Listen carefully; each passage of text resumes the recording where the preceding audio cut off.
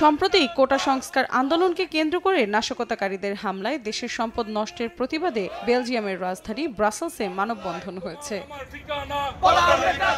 মানববন্ধনে অংশগ্রহণকারীরা বলেন, ছাত্রদের আন্দোলনকে সুকৌশলে ভিন্ন খাতে প্রবাহিত করেছে একটি গোষ্ঠী। বেলজিয়াম আওয়ামী লীগের উদ্যোগে বাংলাদেশের যে সহনশীলতা চলতেছে তার বিরুদ্ধে আমরা এখানে মানববন্ধন করছি।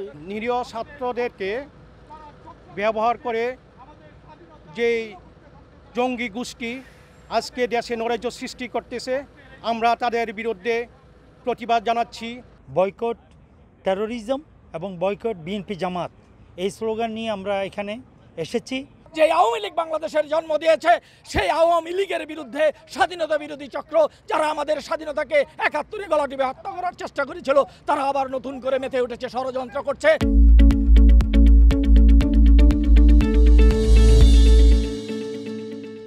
মানববন্ধনে অংশ নেন মানবাধিকার কর্মী ও সাংবাদিক এন্ডি ভার্মট। তিনি বলেন, ছাত্রদের শান্তিপূর্ণ সমাবেশ ছিনিয়ে নিয়েছে জামায়াতে ইসলামী। So we hope that European Parliament is aware of this and that they will do also a thorough investigation.